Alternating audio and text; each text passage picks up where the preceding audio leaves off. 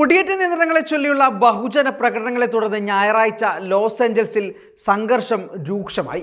ഒരു വശത്ത് പ്രതിഷേധക്കാരും മറുവശത്ത് പോലീസും സൈനികരും നിലയുറപ്പിച്ചതോടെ പ്രതിഷേധം കലാപമായി മാറി. ഇതിനിടെ പ്രസിഡന്റ് ഡൊണാൾഡ് ട്രംപ് നിയമം ലംഘിച്ച് നടത്തിയ ഇടപെടൽ കൂടി ആയതോടെ അമേരിക്കയിലെ രണ്ടാമത്തെ വലിയ നഗരം യുദ്ധക്കളമായി മാറുന്ന കാഴ്ചയാണ് കഴിഞ്ഞ 2 ദിവസമായി കാണുന്നത്.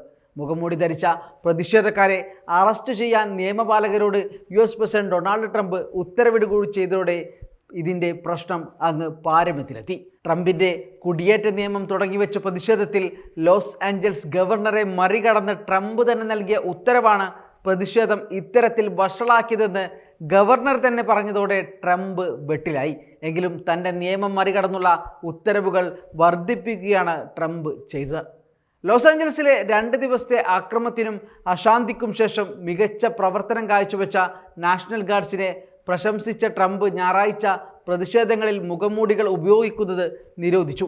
മുഖംമൂടി ധരിച്ച ആളുകളെ ഇപ്പോൾ തന്നെ അറസ്റ്റ് ചെയ്യൂ എന്ന് US പ്രസിഡന്റ് തൻ്റെ സോഷ്യൽ ട്രൂത്ത് പ്ലാറ്റ്ഫോമിലെ ഒരു പോസ്റ്റിൽ പറഞ്ഞു.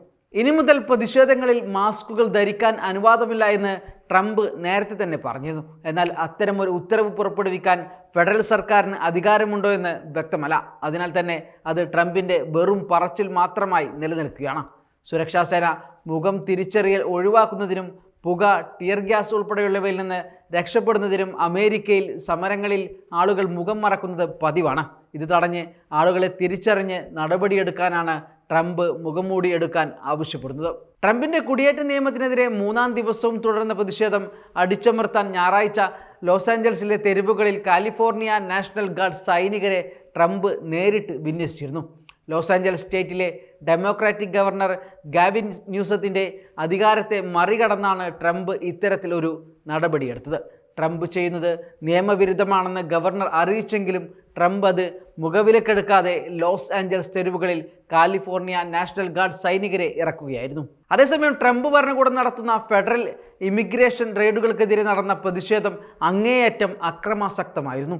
പ്രകടനക്കാർ കാറുകൾ കത്തിക്കുകയും സുരക്ഷാ സേനയുമായി ഏറ്റുമുട്ടുകയും ചെയ്തു. ഡൗൺ ടൗൺ സ്ട്രീറ്റിൽ ആൽഫബൈറ്റിൻ്റെ നിരവധി ബോമോ സെൽഫ് ഡ്രൈവ് കാറുകൾ ആക്രമിച്ച് കത്തിച്ചതായും റിപ്പോർട്ടുകളുണ്ട്. വെള്ളിയാഴ്ച ലാറ്റിനോ ജനസംഖ്യ കൂടുതലുള്ള നഗരത്തിൽ നടത്തിയ ഫെഡറൽ റെയ്ഡുകളെ തുടർന്നാണ് പ്രതിഷേധം പൊട്ടിപ്പുറപ്പെട്ടത്. ചില പ്രതിഷേധക്കാർ പോലീസിന് നേരെ കോൺക്രീറ്റ്, കുപ്പികൾ, മറ്റു വസ്തുക്കൾ എന്നിവ എറിഞ്ഞതായി ആരോപിച്ച് ലോസ് ആഞ്ചൽസ് പോലീസ് റാലികളെ നിയമവിരുദ്ധ കൂടിച്ചേരലായി പ്രഖ്യാപിച്ച് നേരിടുകയായിരുന്നു. ജനക്കൂട്ടത്തെ നിയന്ത്രിക്കാൻ ലോസ് ആഞ്ചൽസ് പോലീസ് കുതിരപ്പുറത്തുൾപ്പെടെ ഉദ്യോഗസ്ഥരെ വിന്യസിച്ചു. അറസ്റ്റുകൾ ആരംഭിച്ചു കഴിഞ്ഞെന്ന് സോഷ്യൽ മീഡിയയിലെ ഒരു പോസ്റ്റിൽ അവർ എഴുതുകയും ചെയ്തു.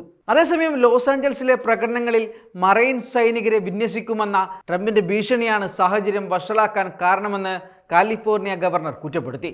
ലോസ് ആഞ്ചൽസ് ഭരണകൂടം കാര്യങ്ങൾ കൃത്യമായി കൈകാര്യം ചെയ്യുന്നുണ്ടെങ്കിലും ട്രംപിനെ നീക്കം വരുന്നതായി എക്സിലെ ഒരു പോസ്റ്റിൽ അദ്ദേഹം പറഞ്ഞു. സമാധാനം പാലിക്കണമെന്നും തീവ്രവാദികൾ പ്രതീക്ഷിക്കുന്ന കെണിയിൽ വീഴരുതെന്നും അദ്ദേഹം എല്ലാവരെയും ഓർമ്മിപ്പിച്ചു. അതേസമയം ലോസ് ആഞ്ചൽസ് ഗവർണർക്ക് പുറമെ കാലിഫോർണിയ ഗവർണറോട് ആലോചിക്കാതെ കാലിഫോർണിയയുടെ ഫെഡറൽ സേനയെ നിയോഗിച്ച ട്രംപിൻ്റെ നടപടിയെ കാലിഫോർണിയ ഗവർണറും വിമർശിച്ചു. ട്രംപിൻ്റെ നടപടി സംസ്ഥാനങ്ങളുടെ അധികാരത്തിനു മേലുള്ള കടന്നുകയറ്റമാണെന്നും ഭ്രാന്തൻ നയമാണെന്നും കാലിഫോർണിയ ഗവർണർ പറഞ്ഞു. എന്നാൽ എല്ലാ നടപടികളും രാജ്യസുരക്ഷയ്ക്ക് വേണ്ടിയാണെന്നാണ് അമേരിക്കൻ പ്രസിഡന്റ് ഡൊണാൾഡ് ട്രംപ് നൽകുന്ന വിശദീകരണം.